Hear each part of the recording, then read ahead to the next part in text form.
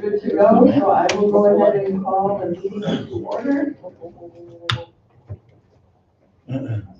Nope, almost. I'm ready to bang the gavel.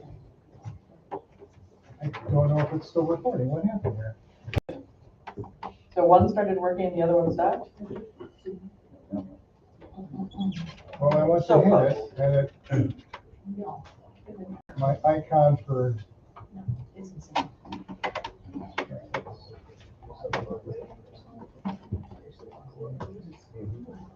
Thanks everybody for coming out tonight. Sorry, those are all the chairs we have. Looks like we need to invest in some more chairs. That's it. Was I on the right one? The more, and then on the top. Or on the top? Where? No, record that, yeah, there. Oh, there we go. Recording in progress. Here we are. There we go. Okay, now I will call the meeting to order. This is City Council, Monday, January 13th, 2025. Roll call, please. Darren Miller? Here. Tracy Snyder? Here. Jen Mazias? Here. Tom Nymus? Here. Dave Anderson? Here. John Hopkins? Here. Jared Trumbo? Here. All present. Okay, we have a quorum. Next is the Pledge of Allegiance. Pledge allegiance to the flag of the United States of America and to the republic for which it stands, one nation, under God, indivisible, with liberty and justice for all.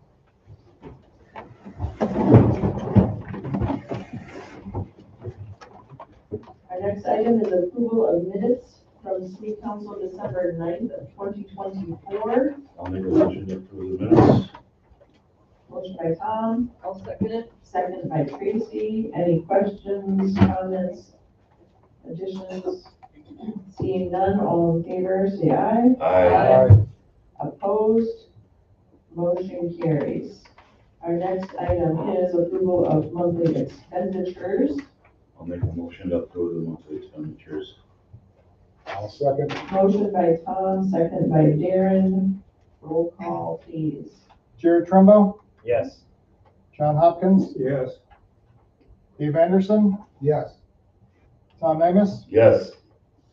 Jen Mazias? Yes. Tracy Snyder? Yes. Darren Miller? Yes. Okay, thank you. Next is public comment. And I see that we do have a number of people here tonight. I'm assuming many of you will want to make public comment. I'm going to ask that you please limit your comments to 3 minutes. And make sure that you speak closely to the microphone and please jot down your name and address on the sign-in form before you get started. And I have the thing here so you can hopefully see it in the corner, so you can just tell how much time you have left. Can you see that from the podium? My name is Susan Mackridge. I live at 500 Woodland Drive, which is just north of the Hillside Park. And first of all, I'd like to start by thanking Jen Mazias for all she has done on this issue. She was there when the outcry came out, when the trees were cut down and the plans were disclosed to the neighborhood, and she's carried the ball since then, and that has, I'm sure, has not been fun or easy, and it's been a lot of work, and we wouldn't be here tonight if it wasn't for the work you did, and I really appreciate it. In regard to the future of the Hillside Park, I agree that it definitely needs improvements. The items that are already there, the tennis courts, the basketball, the playground especially. I've lived here for 26 years. In those 26 years, the only thing that has been added to that playground is that little half-sphere dome. And the neighborhood is going to be getting younger. It's already starting that way. And we older folks who are living there now aren't going to be there that much longer. And younger people will be moving in. So definitely work on the playground. I think the idea of the other things are good, but I do have doubts about the multi-use court. for several reasons. First of all, it's not defined as to what it would be and how big it would be, where the equipment is going to be stored, what equipment will be there, who will be in charge of it if anything breaks down. And I think it could just become one of user group will put up their stuff and not take it down, and it would just be that way, and it won't be multi-use.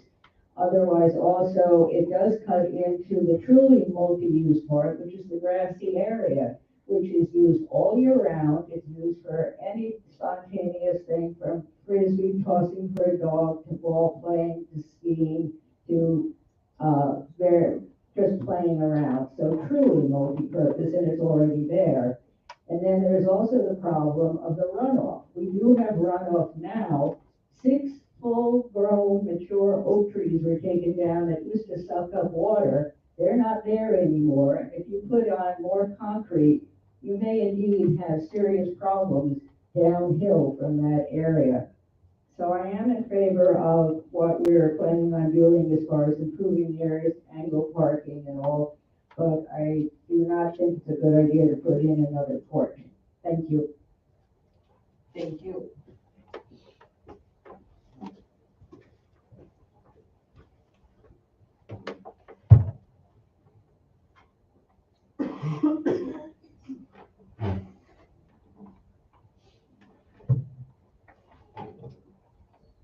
Good evening. My name is Jeff Olson, and I'm a resident of Washburn and a frequent user of Hillside Park. I'm also a member of the Washburn Tennis and Pickleball Association.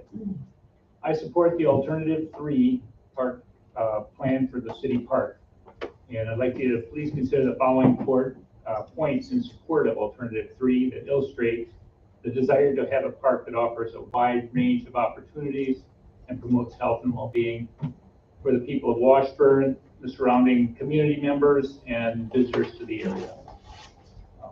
The public comments from the July 2024 listening session show, to my count, there were 24 responses that liked or favored the creation of an extra court or 2 courts in the like to see section of the comments.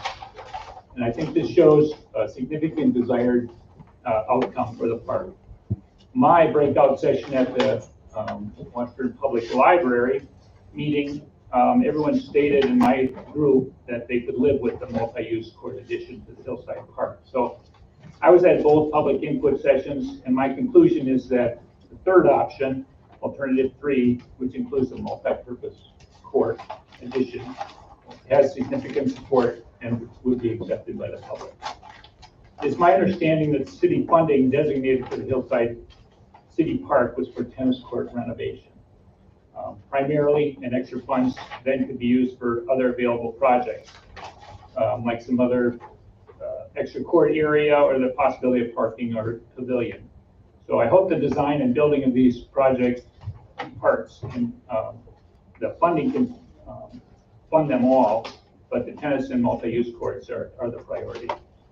I've heard and understand design needs that address critical issues, traffic, parking, erosion, which we just heard about, lack of trees at Hillside Park. And I think these can all be designed into Alternative 3 with the multi-use park,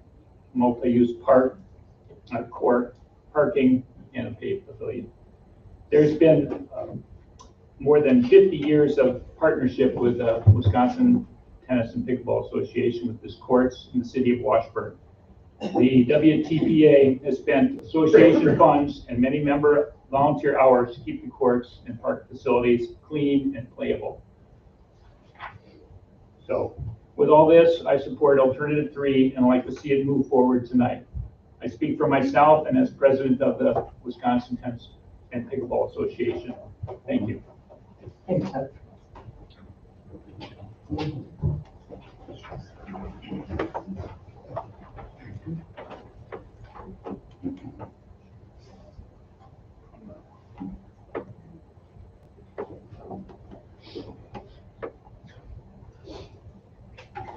Good evening. My name is Al Krause. I'm at 418 Hillside, right near the park. On behalf of the Friends of Hillside Park, I want to thank Councilor Messias for promptly addressing our concerns and halting the park project to ensure more transparency. Tonight, you're going to hear many voices, but I urge you to focus not on the number of speakers for each side, but on the substance of their arguments. At the same time, we've consolidated many of our responses. While you still hear from several park neighbors, know many more support our cause, but won't be speaking tonight. We can get them if you need. Two proposals before you differ significantly in only one aspect, the addition of another tennis and pickleball court. Let's acknowledge that while labeled a multi-use court, its primary focus will be tennis and pickleball. The Friends of Hillside Park oppose adding such a court. Instead, we propose creating a truly multi-use park. Add a pavilion, a small basketball court, a playground, and ensure the area is ADA accessible. Flatten the field near the current tennis courts for soccer, baseball, softball, frisbee, dog running, and preserve the hill for sledding. Which will serve the community better, an additional tennis court or an open field with soccer nets? You'll hear concerns tonight about the environmental impact of building another court, as well as the lack of equity in prioritizing funds for tennis courts, while hardworking parents are left to fundraise for other playgrounds in this town, and Bayfield Street businesses struggle to pay for sewer hookups. We also question the claims about how much revenue the new tennis court will generate. I share those concerns, along with an unease about the involvement of non-resident voices in the process. But my final concern is personal, and that's the noise. The sharp, nerve-grating sound that pickleball makes disrupts the peace of our neighborhood park. As someone who works from home less than 2 houses away from the park, I already need to keep my windows closed to minimize the distraction during the summer. Adding more courts will only worsen this issue, and it's no wonder similar courts are facing lawsuits nationwide. Rarely do we get the chance to undo a wrong. The decision to cut down those beautiful oak trees, sacrificing the park's aesthetic to avoid raking leaves, was a mistake. Tonight you have the opportunity to make that right. You could approve the additional tennis court, turning Hillside into a tennis complex, or you could reject it, enhance the multi-use field, and restore the park's character to a true neighborhood space. Personally, I would go a step further and replant the oak trees where the ones were cut down, but that's just me. You have the power tonight to restore Hillside Park to what it was, and I hope you choose to do so. Thank you so much for listening. Thanks.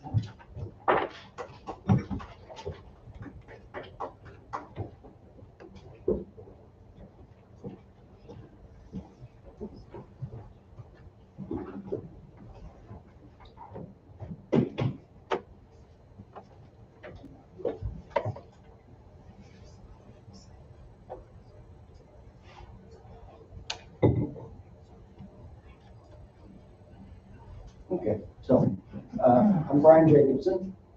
Lynn and I moved here almost 6 years ago. We chose to live here. We love this place. And we want Washburn to continue to be a great place to be. We live near the Hillside Park, and we're kind of devastated when we saw the trees coming down. And at one point, I'm sorry, I'll get closer. I looked at, I've dealt with issues that involve taking trees out that weren't supposed to be taken out. And there's a value that can be attached to those. It's too bad we didn't at least get paid for, 6 mature oaks. And I've seen some estimates that, maybe $15,000-$20,000. I don't know if they're right. It's too bad we didn't. But the main thing I'm interested in is to make sure that each of the issues related to the park renovations that we might do are fully thought out. And that, we don't, I sent each of you, or most of you anyway, an email today that spelled out several issues related to like parking and landscaping and all that sort of stuff. Like, it might be good to have gravel parking there, but is that gravel going to get spread all over? Are people going to have trouble parking down towards the ditch and backing out? If you level that out, that's going to cause problems. Things like that I mentioned. So I just thought I'd share this. I've been involved in consulting for a long time and have done a lot of seminars, and you might get something out of this. I don't know. You might think it's humorous or stupid or whatever. But the thing is, pass them on. The thing is, I need you to speak into the microphone so they can hear you on our. Sorry. Thank you. So the thing is, we want something. There's 5 or 6 other people involved in making that happen. They might understand it differently, and that's what this chart is. This is what did marketing want? What did the customer want? What did engineering design? What was actually produced? And sometimes it's different. So I think we're kind of looking for each of the aspects of a change at the park really be looked at. Is a multi-use court something that we can actually manage? Whatever. Thank you for that. Appreciate your support of the city. Thank you. Anyone else for public comment? And this can be on anything.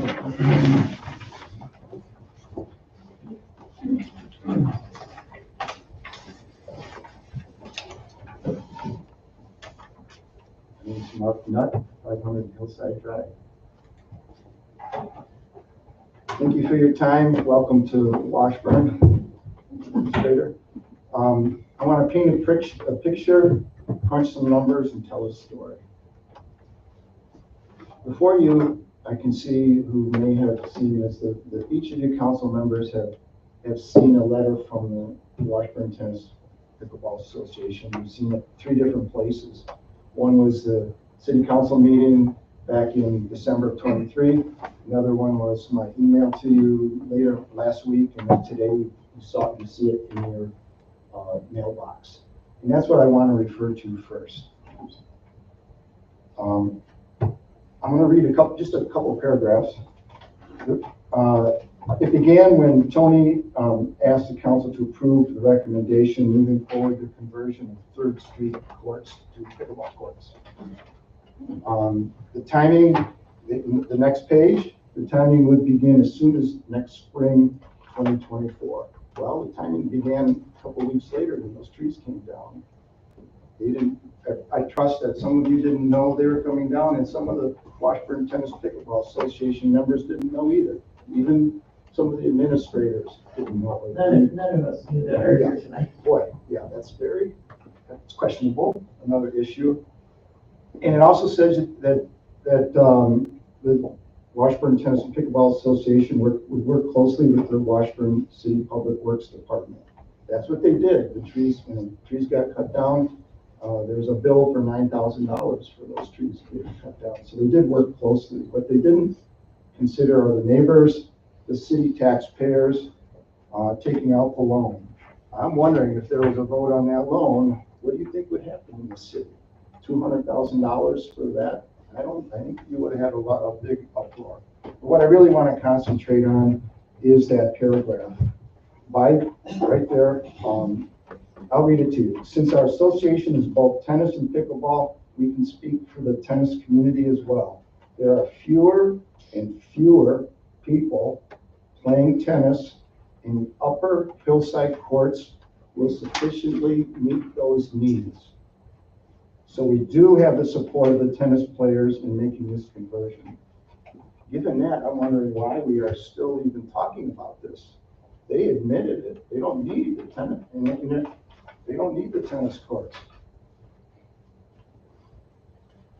20 years ago, we bought the house closest to the tennis court, closer to the tennis court than any other resident.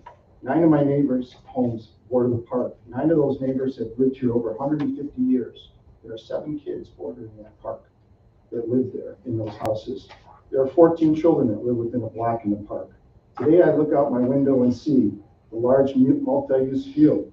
Today, there are sledding tracks on there, tracks from the sled, or from sledding. There's neighbors, basketball backboard I painted.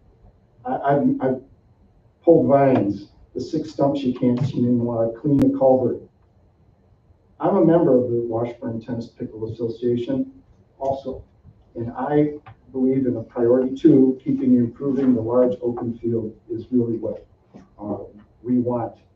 My experience is, You need to wrap it up.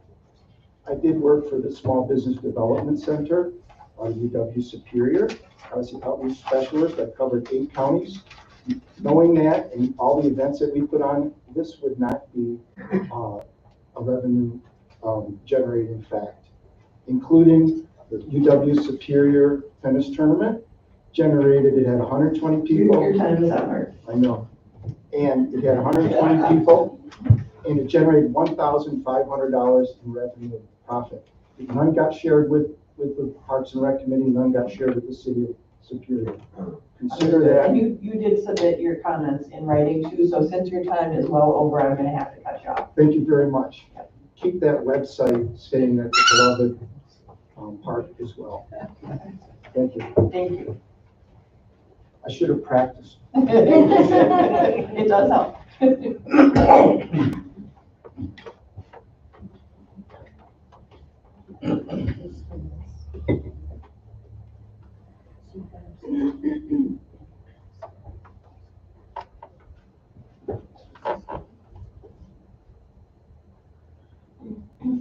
My name is Darrell Fenner. I live at 424 Hillside Drive, kitty corner from the Hillside Park, and we've lived there the past 34 years. We're opposed to the expansion of the tennis pickleball courts due to environmental equity and noise concerns. I worked as a forester in Bayfield County area for 25 years, and in doing so, doing any project, it was important to evaluate the project area for environmental concerns. A basic understanding of the soils and topography was necessary to ensure there are no unintended environmental impacts. Soils in the Hillside Park area are quite unique. Hillside Park is located on the old beach area of Lake Superior when the lake was 100 feet deeper than it is today following glaciation. Soils around the park are sandy with a clay layer below. Uphill where the cemetery is located were sand dunes. This is all an infiltration area for rainwater and snow melt from the top of the hillside. This area reduces the amount of surface water running downhill by allowing the rain and snow melt to soak into the sandy soils. As you start going downhill below Hillside Drive, soils change from sand to predominantly red clay on steeper slopes and are highly erodible. This was the old lake bottom. Currently, rainwater and snow melt soaks into the sandy soils in and around Hillside Park and are slowly released downhill through seeps. I am concerned if we create more impermeable surfaces such as expanded tennis courts and parking areas and channel water into roadside ditches, we will increase surface water runoff rather than allow water to infiltrate the sandy soils. Increased runoff flowing at a faster rate downhill will increase erosion of ditches and ravines and ultimately affect property owners downstream. Our goal should be to slow the flow of stormwater runoff by allowing rainwater to soak into the sandy soils at and around Hillside Park, rather than increasing runoff by building additional tennis courts or other impermeable surfaces. I'm also concerned about the use of tax dollars to build tennis and pickleball courts. We have borrowed $200,000 to build additional courts to serve a special interest group while charging property owners along the downtown highway project to reconnect their sewer and water. Where's the equity in the use of tax dollars? My final concern is noise from pickleball. This past summer, with much more pickleball at Hillside, it was like living next to a popcorn popper with the constant pop, pop, pop of the pickleballs. I thought it was just me being annoyed, being a crotchety old man, I guess, until I looked into it further. Our other neighbors around the courts were also concerned with the noise. I also found, as I did some research, there are noise lawsuits all over the country by neighbors living next to pickleball courts. So it isn't just me. If you want a tennis pickleball complex, move it down by the other sports field areas while we still have the opportunity to do it. Thank you very much for your consideration. Thank you.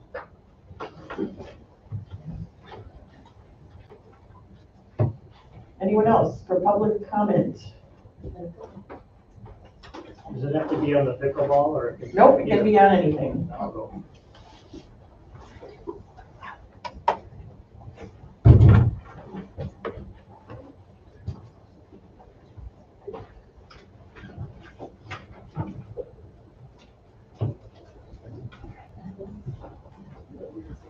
You can read my writing really bad. I'm Scott Chapin. I'm We bought a house in September at 432 Wisconsin. Probably the most, I guess, closest to the potential vacation, which is the other agenda on the issue. I'm opposed to that for a variety of reasons. I'm sure most of you read the letter that I wrote. I really feel that giving up these easements are kind of short-sighted, knowing that there are potential recreational infrastructure improvements with the potential of the bike park by Stage North and mountain bike trails that are slated to be built on city property. One of the things I do professionally, and I've spoken all over the United States on economic impact of trails, but one thing that is near and dear to my heart is safe places for kids to get from point A to point B. And right now, like once these trails are there, some of these intersections, especially by the boat landing, there's a lot of people driving big vehicles, blind spots. I just think that could potentially be one use to access via the railroad easement instead of having a home there.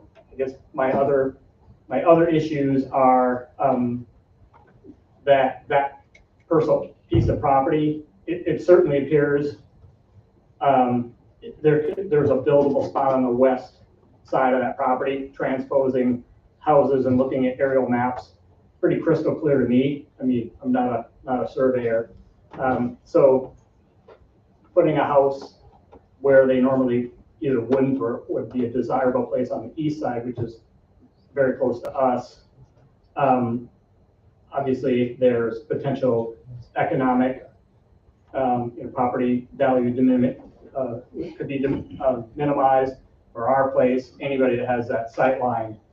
So, and then also looking at, as a neighbor, I don't want to be a bad neighbor, but ultimately I don't want to see a home where normally if they were to build on their own property, on the property within the boundaries of that property, it's 33 feet closer to us, cutting down brush, etc. If there are snowmobiles or ATVs, headlights shining in the window, there's right now there's a buffer, and one of the reasons we bought that home is that there was a nice little buffer.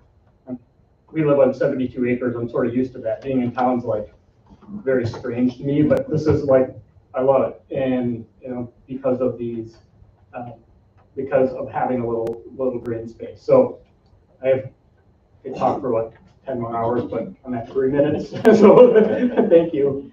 Thanks, Pat.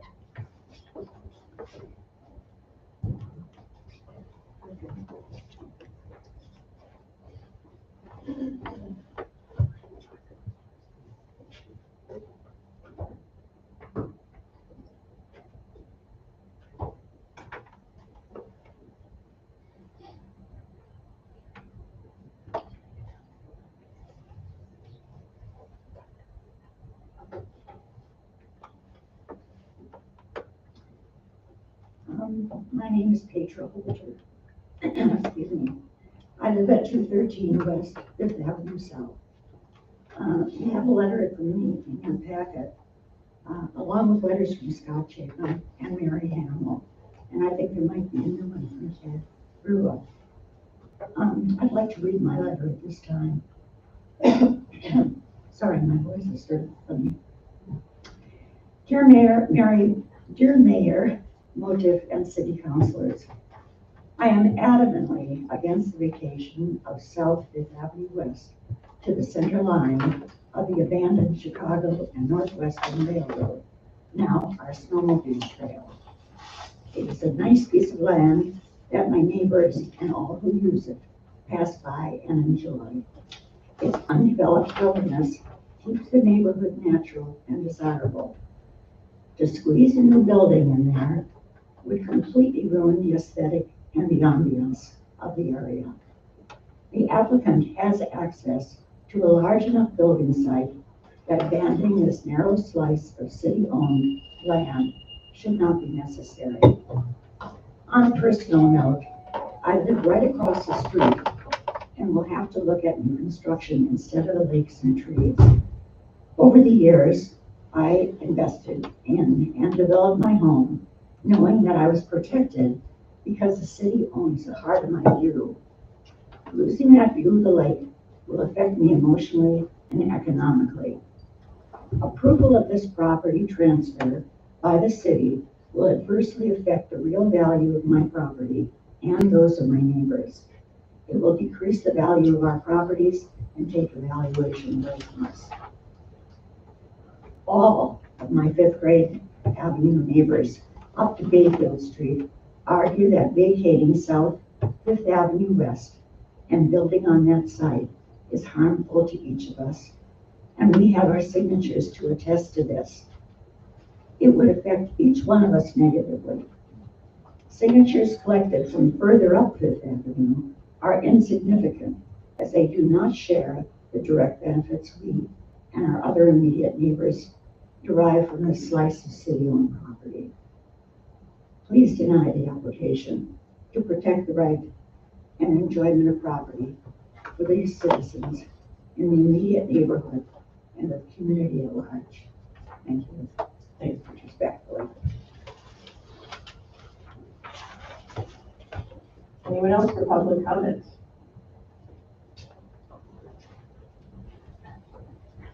Is that the whole chair? Oh. Good plan. Good truth.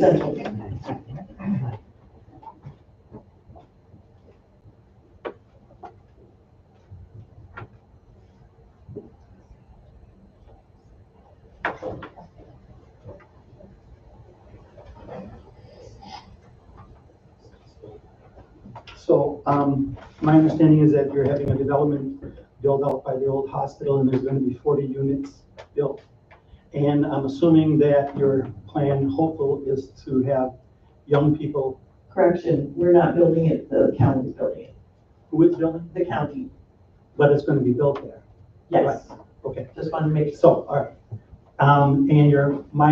And hopefully, the understanding is that you're gonna get young people there with children. That's what the town needs, city needs. Instead of building a tennis court by Hillside, think about spending that money on a playground, and maybe if you have to have a tennis court, build a tennis court down by the ball fields, like Daryl said. It'll be close to that development. I mean, if you have 40 units, you're probably gonna have a minimum of 100 people living there. You're not gonna have just one person in each unit, I would assume. So that might be a better use of the money, to spend on a playground close to that development. And if you have to have a tennis court close to that development. So, that's it. Thank you.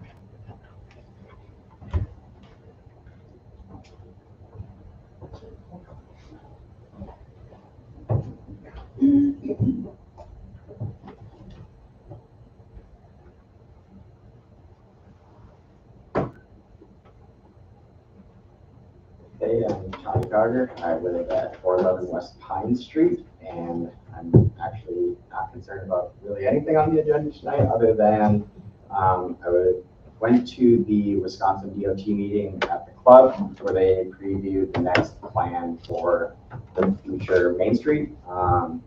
And I asked why there was not flashing stop or crosswalk signs installed. And they said it was maybe a cost issue that was discussed by city council and ultimately turned down. Having a little young kid in town, people in this town don't stop. They don't stop for people at crosswalks, and a lot of times people aren't looking. So I would love the city council maybe to think about installing in a couple key spots where people cross some of those flashing signs where you push the button and lets people cross safely. And then I guess the other thing is about vacating that easement. I'm fortunate, I work across the country on trails with my trail building company, and I've seen cities firsthand try to claw back land that they've given up because they want connectivity for trails. And it's a lot harder to get it back once you've given it up. I don't have any skin in the game, I don't live down there, but I do know that vacating this piece of property, once it's gone, it's gone. The city's not getting it back, and we should not probably be closing down the corridors to the lakefront. So Thanks for your time. I appreciate it. Thanks, Tom.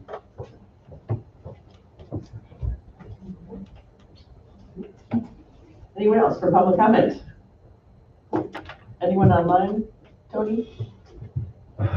Several people online, but no one's coming up. One person is. Patrick, are you going to speak? Can you hear me okay? Yes. You can't hear me? Yeah, we can hear you okay. Okay, thank you. I hadn't planned on speaking, but I appreciate the opportunity. I'm sorry I couldn't be there. Terry should be there. You know, there's been some public comments and concerns about giving up property. I just wanted some of the people in the audience to recognize that on this particular lot we're talking about, the original owner, Ron Erhammer, who wanted all of his kids and grandkids to live there, has bought that property almost 70 years ago. One of the kindest, gentlest human beings I've ever met in my life. I'm blessed to be married to his daughter. He gave the city of Washburn on 2 occasions rights to use his property. There's a big chunk taken out of the northeast corner of the property so they could make a road to improve the city. He allowed that, handshake deal. He also allowed sewer to cross the property. There are no easements recorded on that property. That's a gentleman's agreement. Again, one of the kindest human beings I've ever met in my life. I wish he were there to defend himself. All he wanted the city to do in turn, you know, fill in the ravine. They don't want to fill in the ravine. It's not very much to ask. That crossing, people keep calling it an easement in the room. It's not an easement. It's a abandoned road, called unopened road. If you go and look on the bottom or the lake side of that, it's about a 40-foot drop on the back side of that ATV trail.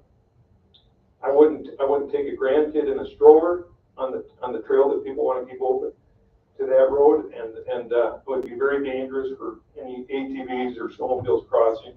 It's not practical. It's not reasonable. We're not asking for something unfairly. We've been Ron in particular has been a good resident of the town, the city, and we're just asking to do what we've always intended. When Ron did these handshake agreements, he asked, could you bring 2 more water and sewer to the property, and they did. There has always been an intention to build 2 more buildings on that property, and we will do so regardless of what happens. We just want to build the type and style of home that we want to live in for the rest of our lives. And if we can't get that, then we build up, and it is what it is. But we really appreciate your thinking about what has happened in this family and what the city's been allowed to garner for their needs. And we in turn are just asking what's very reasonable. So I thank you for your time. Thanks, Patrick. Can you just state your last name and address for the record, please? Sure. This is Patrick Dolan. You want my home address? Yes, please. W12560 850th Avenue. And that's River Falls, Wisconsin. Thank you. Sure. Okay, anyone else for public comment? Like maybe not here in person, and that was the only person online. So with that, we will move on. Thank you, everyone.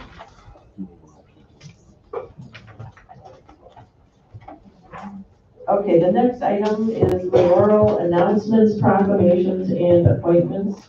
I don't have any proclamations or appointments, but in terms of announcements, I would just like to make sure everyone knows that this is the inaugural meeting of our new city administrator, Randy Friday, sitting next to me here. So welcome.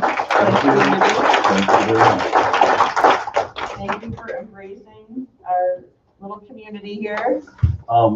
Just so you know, inaugural in Washburn only. I've been doing this for a while now, 25 years, and for those of you who have heard this, you'll hear it again. I just think it's funny, and I said this to the council before too, but my mom probably got this from her grandma.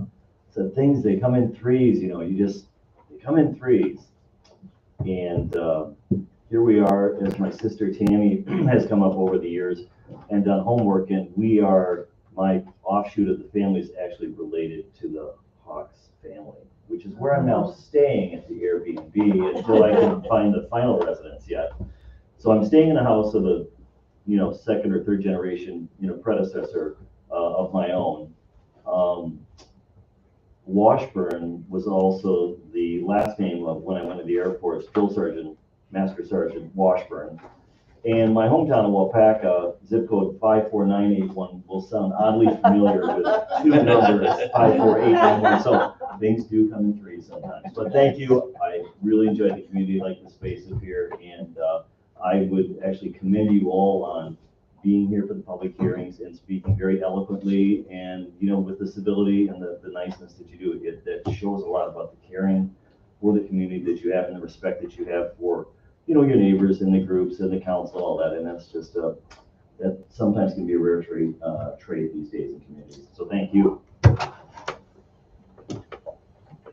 Excellent. We're happy to have you here. The other thing I really thought about doing tonight is just a quick moment of silence. There's so much going on in the world right now between the wildfires in LA, the wars that are continuing, the death and destruction, the shootings, the mental health issues that permeate our world. There's so much hurt and pain right now. I just wanted to take a moment for us to start the year out with a thought for peace. So if you would please join me.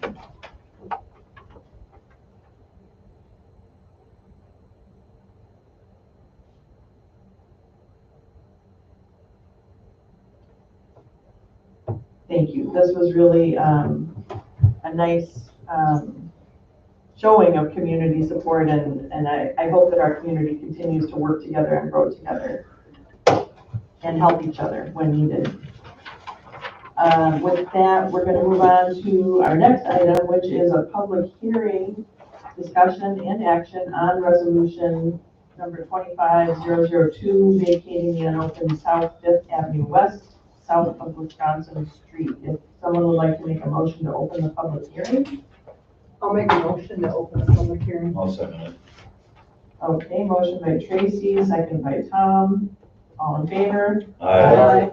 Opposed? Motion carries. So the official public hearing is now open for the vacation of that property. If anyone would like to speak on that specifically to be reported on this item, please step forward. We have heard in public comment a little bit already, and with some written communications as well. But this is last opportunity if anybody would like to say anything about that topic before council will vote on it. Seeing none, I would entertain a motion to close the public hearing. I'll make a motion to close the public hearing. Second that. Motion by Tom, second by Jared. All in favor? Aye. Opposed? Motion carries. Next is discussion and action. So I would entertain a motion to get us started with that discussion, one way or another. John? So moved. To proceed with the vacation? Yes.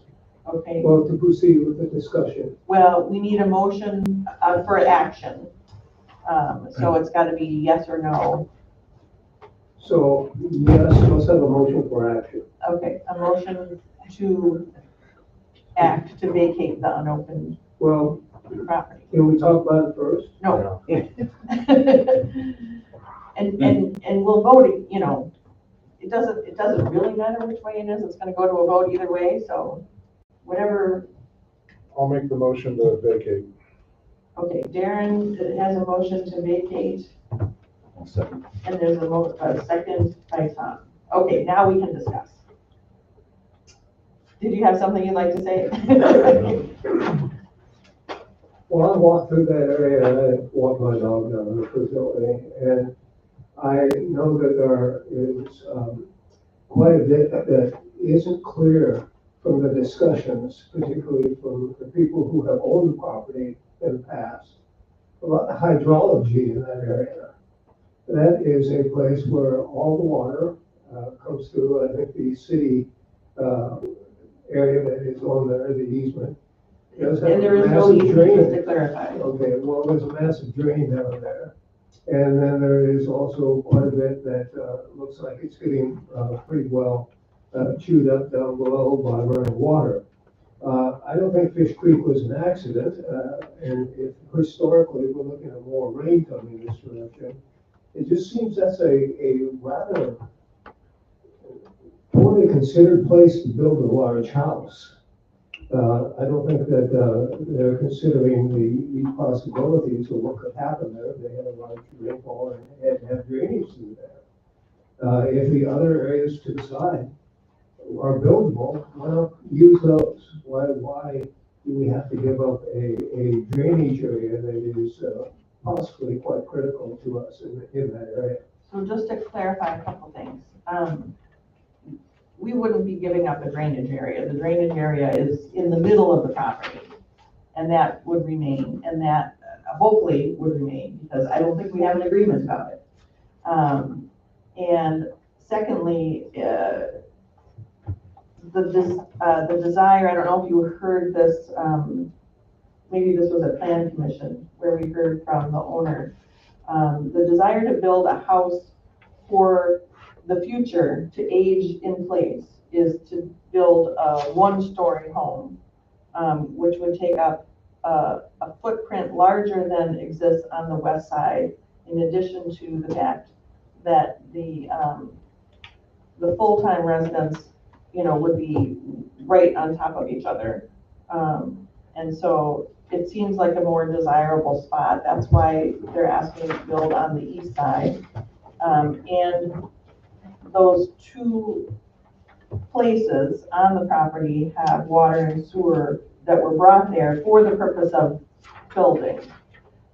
So I don't believe the city would be giving up any drainage or future.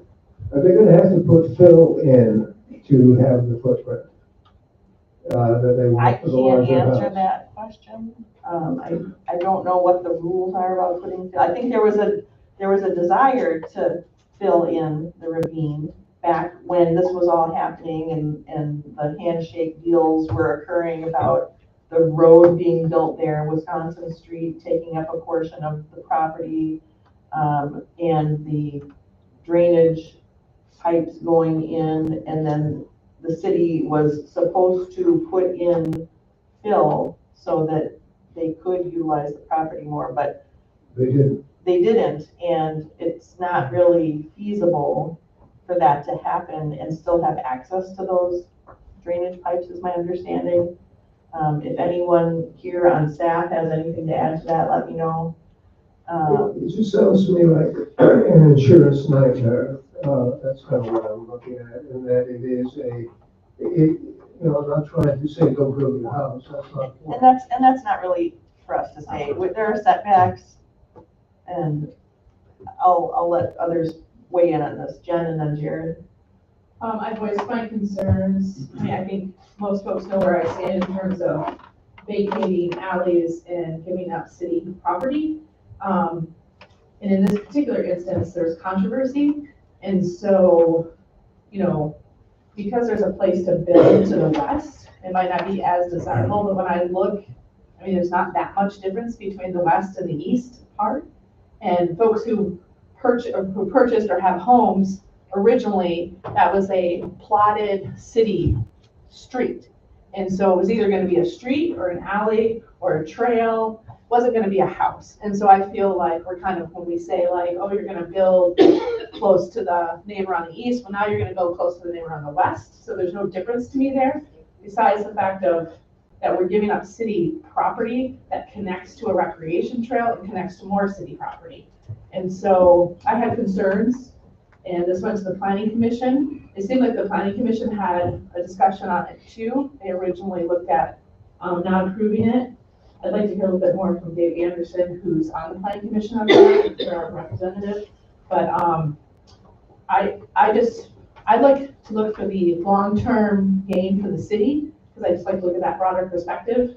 And it would be, to me, I just don't think, just adding to controversy and it's not gaining the city.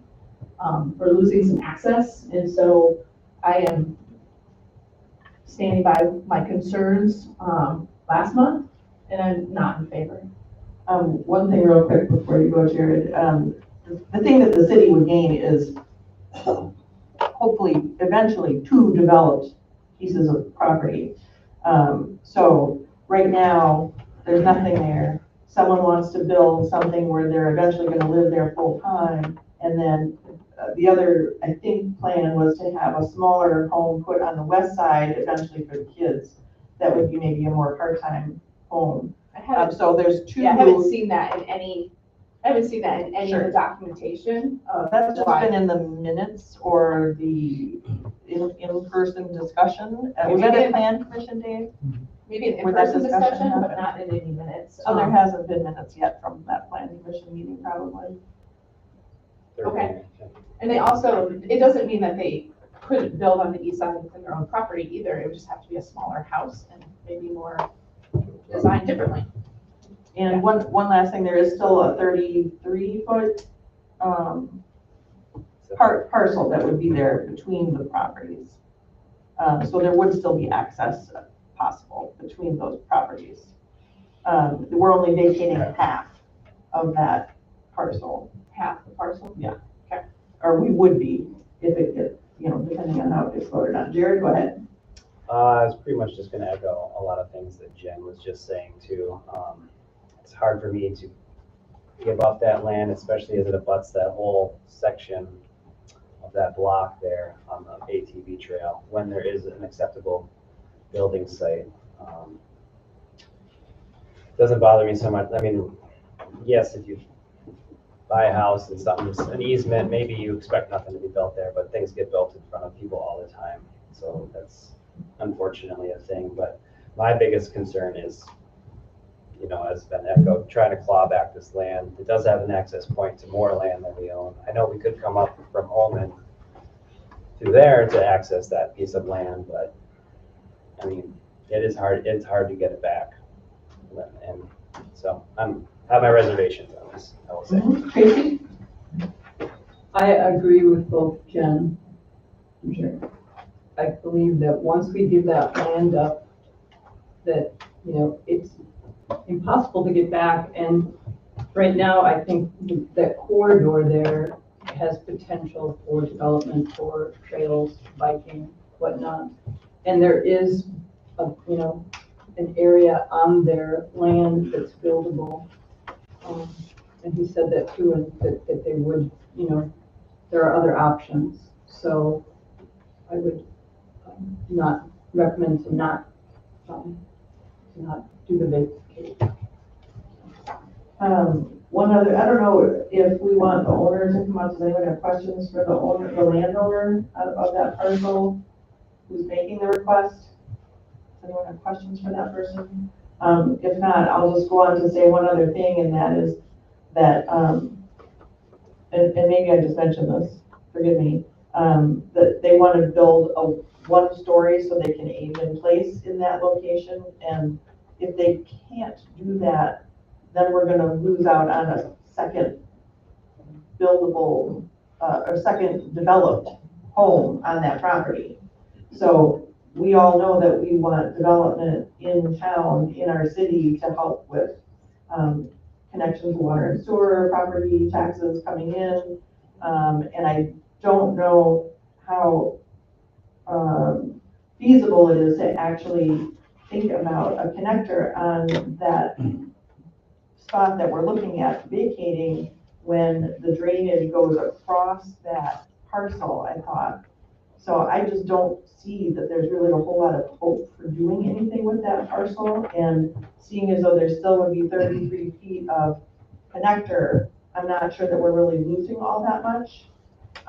And this is a family that has given so much to the city already, and all they're trying to do is build the 2 homes on this property that they've always wanted to do, and now they're finally doing it. And anyway, Darren? So I went and looked at the, talked to, staff about the setbacks and, you know, with the way it sits now, they can still build. It's just the fact that they can't build what they want. Meaning they could build a 2-story house there. Correct, which is not what someone wants to do to aid And into. so that's, I guess, part of my thoughts on this is that if I were a neighbor, I'd not want to see that 2-story house, but that is within, you know, what they could do. Correct. So essentially what they're trying to do is have 1 story. And to do that, they'd need this partial vacate. Correct. And I'm in favor of it. Just, we'd still have access recreationally. I don't think that there's any city streets that are gonna be, I mean, I don't see that as being an issue. There's still gonna be a 33-foot trail off to the side that can access that ATV route. And I guess, so that's where I'm at, is it would assist them in building the home that they want.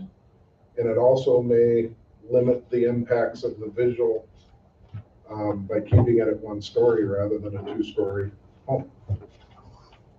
Anyone else? Tom? Yeah, I want to agree with what Darren said. I'm thinking the same thing, but I definitely want to hear what Dave has to say. So, the planning commission heard at public hearing from the folks opposed and the property owner. We decided to just make a decision to vacate only so that council could discuss this under better representation of the folks. And, you know, here's the thing. I'm gonna take this time, I guess, to scold the city a little bit. You know, for decades, these deals constantly come back to haunt us, and I know there's not anything we can do about that today. But you know, Wisconsin Street is built on a portion of their property. And there's countless sewer lines, water lines, ditches, easements, or not easements, but alleys that people have built on, or alleys that, roads that have not been put in the right places.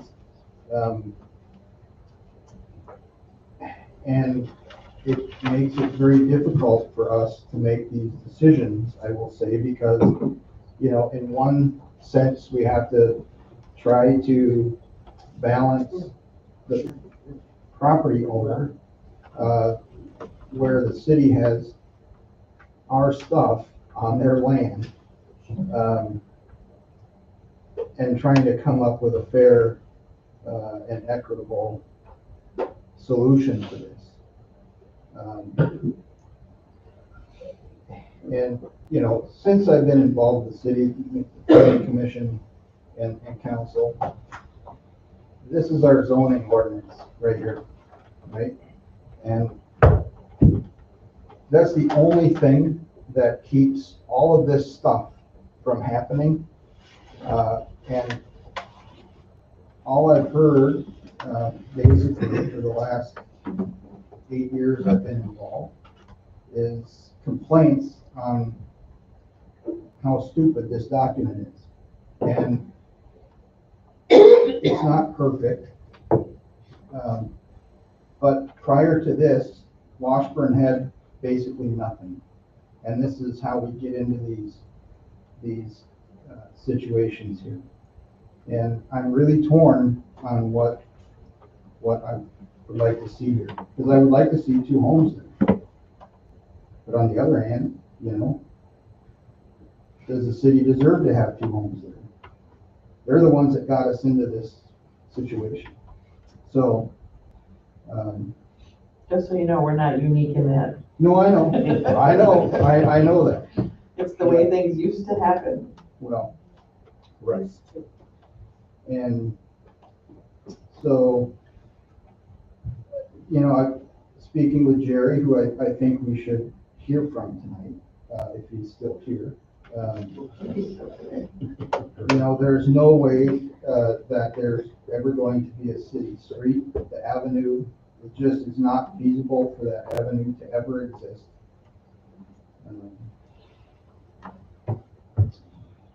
So it would be very costly to move all of that water around in that area from that drainage where there would never be the avenue, which is why it bends across onto Wisconsin Street and is on the Dolan's property. So that's all I guess I have to say right now, but I'd like to hear from Jerry. Maybe he can point some things out that. Jerry, come on down. You're the next contestant. Sorry, Jerry. He loves this. Yeah, so anyway, Jerry Schutte, Director of Public Works. First, neither for nor against, okay? So I'm just the facts that are based, you know, and what we found. So when this came to us again, this issue has been, we've been dealing with this issue for almost 2 years because of the drainage there. And we looked at it, trying to find easement agreements and, you know, and nothing. So it was talked about 2 years ago about filling that in. And at that point, it really wasn't, we never really did move forward or really looked into it because discussing how the property laid out and what was there, we really didn't get anything from the homeowners. But when the homeowner did come to me and they were talking about building on there, my take on it is pretty much what I told you. So I can't see any monetary value to the taxpayers of the city by putting a street through there. There's not enough real estate there that's going to offset the buildable areas, which is literally 1 or 2 areas there, and that's it. So to spend an enormous amount of money redoing the infrastructure and putting a road in, I really don't see value in it. But again, we still retain 33 feet. We do have a storm sewer that runs through there on that 33 feet. And that could be used as a trail or a small entryway off of Wisconsin to access that portion of the trail. And we're talking about traffic. So we want to be careful there because people are like, oh, it's traffic. There's no busier place than the post office. A lot of traffic on that road, let me tell you. It comes and goes nonstop there from 9 a.m. until 4 p.m. So there is a lot of traffic there, which I just wanted to, somebody had brought that up. But the other thing is, we're talking about building, the concept behind this one was brought up was by vacating that portion of the avenue, that lessens the setback because now it's a street, it's just no longer an avenue, which allows them to encroach into that area. Not that they're building on it, but it lessens that setback, which allows them to fit into that area a little more comfortably. So it's not really a regardless of, you know, are they going to build there? It's probably most definitely going to happen. It's just what are they going to be putting there?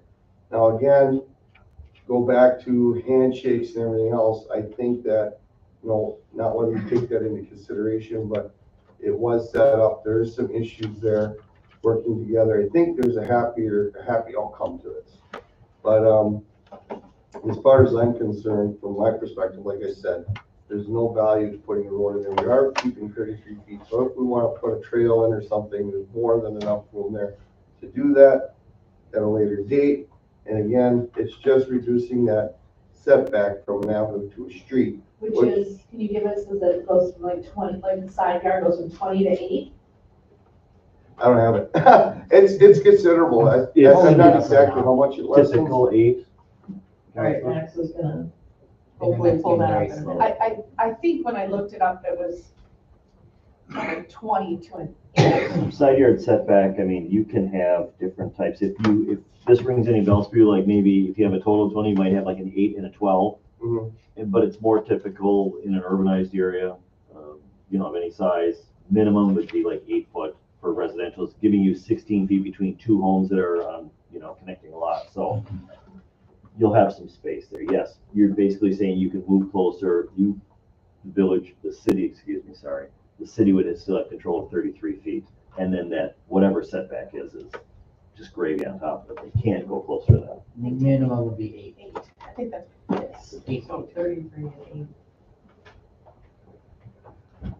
And then the setback would be the same on the other side then for the other. So with the avenue, so a street setback, I believe is 25. But with the vacating of it, it lessens that setback, which gets them over a little more, gives them a little more breathing room up on top. It's 25 currently, 25 from the front, 20 from the back. 20 from that. Okay, anyone else have questions for Jerry or for the owner, or just a comment? Or otherwise we can go to a vote. Motions. We have a motion to vacate. All right, seeing as though there is no other discussion, we'll go ahead and take a vote on vacating the unopened South Fifth Avenue, west-south of Wisconsin Street. All in favor? Aye. Opposed? Could I actually get a hand or do a roll call? Sure. So We'll just do a hand, all in favor. So. Well, I don't vote at this point, so. Who are you? Dave, Darren, Tom. And then opposed, Jen, John, Tracy, Jared. So motion fails.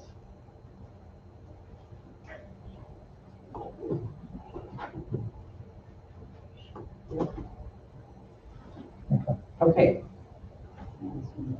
I guess that is it, and we move on. Next item is discussion and action on recommendation for Hillside Park improvements. Tab 2 of your packet. I'll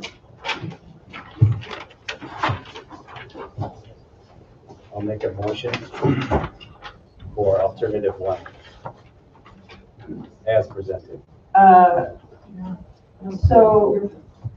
Okay, we have a motion for alternative 1, but I was gonna actually say, before we make a motion even, can we do a presentation that Jen would put together on the topic before we do any, okay. So we're gonna wait on a motion, and Jen has thankfully taken the time to put together more detail in a presentation, because looking at the last minutes, it actually said that we would look at all 4 alternatives. And so. I'll be quick. Okay, and Tony, you're pulling it up. Okay.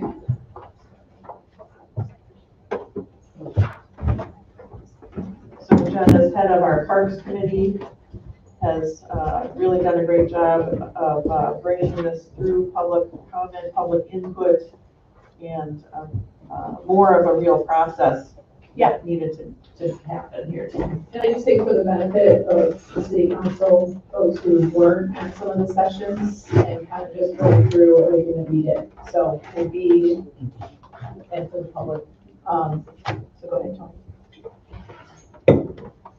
So I think most folks probably know, What is going on here?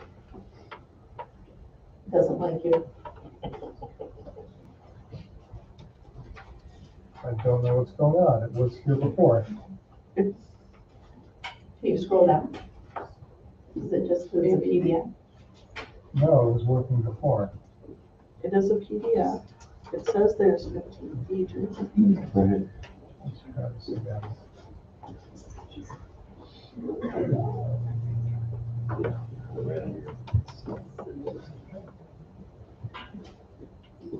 Well, I can just start because I probably know most of it by heart. So, you know, how we got here was pretty simple. We talked earlier about how there was a council decision to apply for some grants for the tennis court, to expand the tennis courts. And so we applied for those grants and we did not get that grant. After that, we approved $200,000 in the borrowing packet to put towards hillside tennis courts. Just for note, we did have some things change at that time. We did have the renovation of the 3rd Street courts that were tennis courts that went to pickleball courts. So we started to prep that area. We took that, Public Works took that opportunity to use some of the gravel or some of the stuff from the downtown project, cut some trees, and obviously we've heard that residents were, they were not aware of what was happening, not very happy that the trees came down, and so they asked for more involvement in the plan for the park. As a Parks Committee Chair, I asked the mayor, and at that time the administration, which was Scott and Tony, to have the Parks Committee take a little bit more time to do more of a full plan for that park versus just tennis courts. Excellent. So the way that we did that is we had 2 public input sessions. We did, the first 2 we did during the summer where we actually met on site. And we, at that time, also gave a survey. And the survey was also available at City Hall. We had, I would say, very good,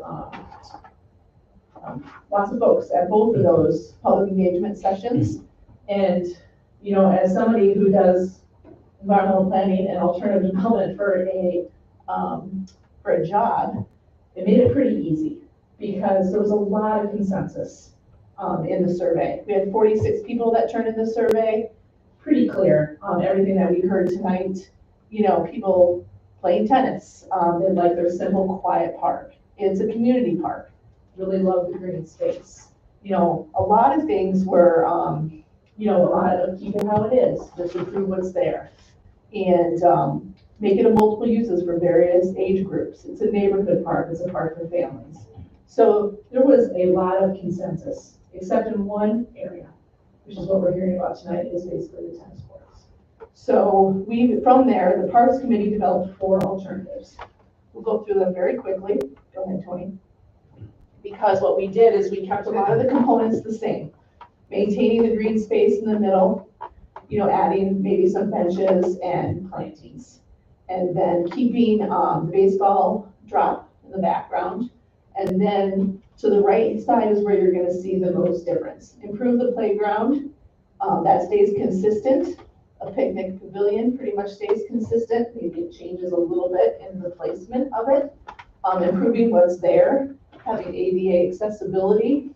And then this one is alternative 1, which is basically just improving what is there and adding a pavilion. With parking. With parking. Originally, Was that a different one? It, So one that's we have what we here, modified. We modified, yep. is parking. Yep. So alternative 2, it is. That's a modified one. We'll get to that. This was the original, so we'll just go through these. Alternative 2, very similar. It was adding a third, a single tennis court.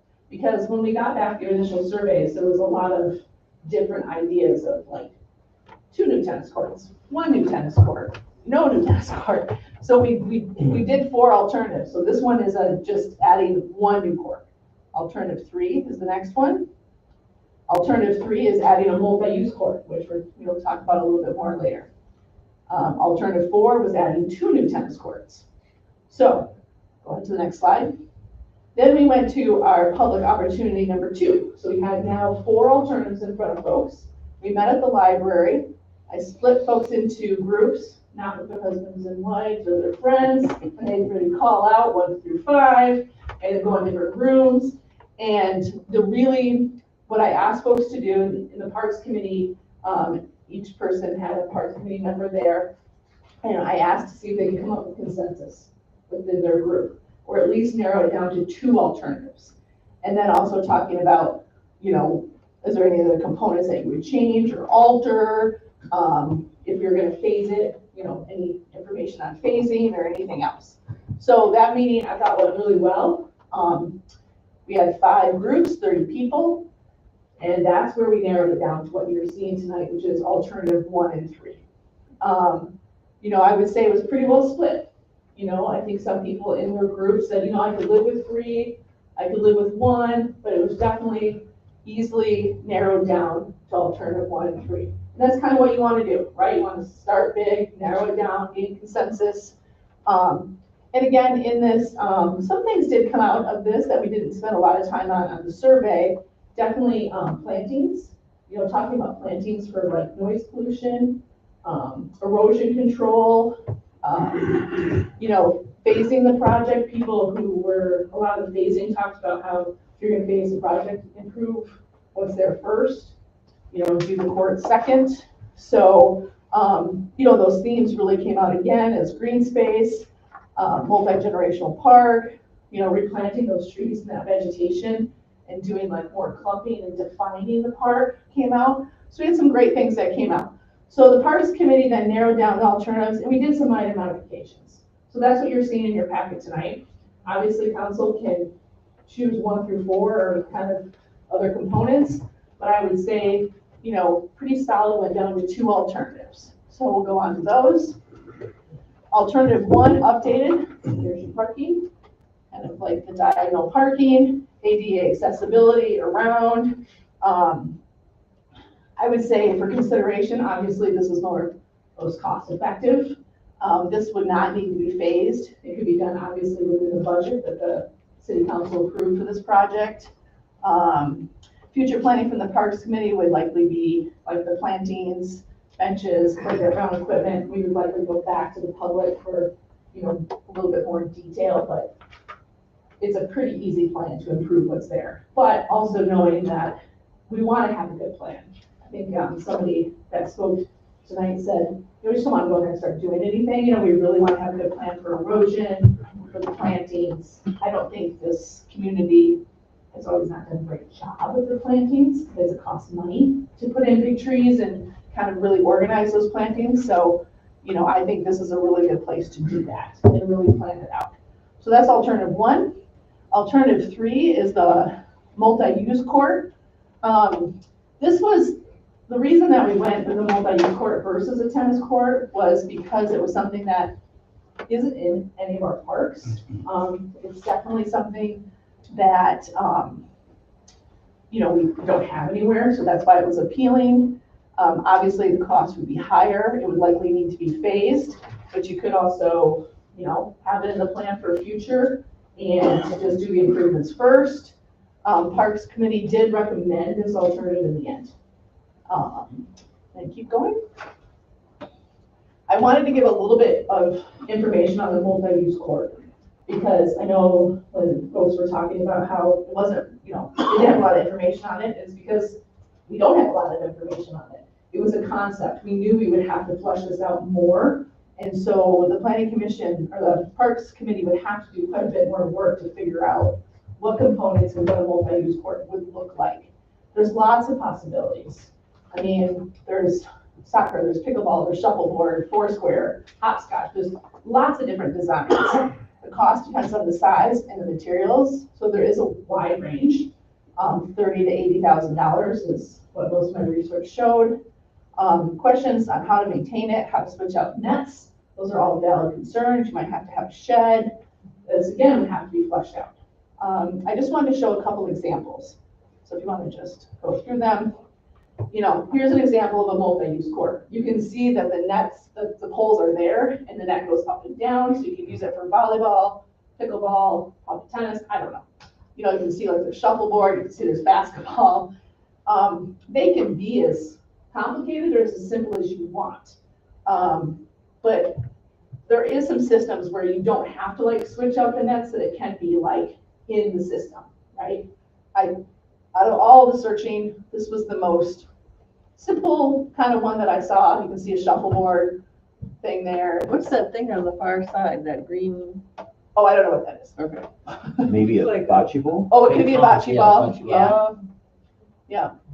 I mean, you wouldn't have to do I'm just saying, Yeah, I just yeah. want to give examples. Yep. And I understand that that's a little, for the public and for folks, it's like, we don't have something concrete, but this is a conceptual design. We would have to go back to the public.